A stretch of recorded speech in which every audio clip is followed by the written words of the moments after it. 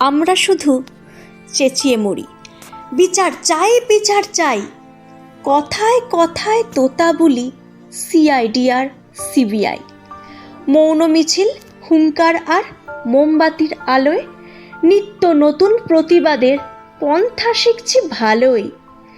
একটু যদি পিছন ফিরি, দেখতে পাই আর্যাবর্তে শুভবুদ্ধিরা একজোট হয়ে লড়াই করছে নারীর স্বার্থে।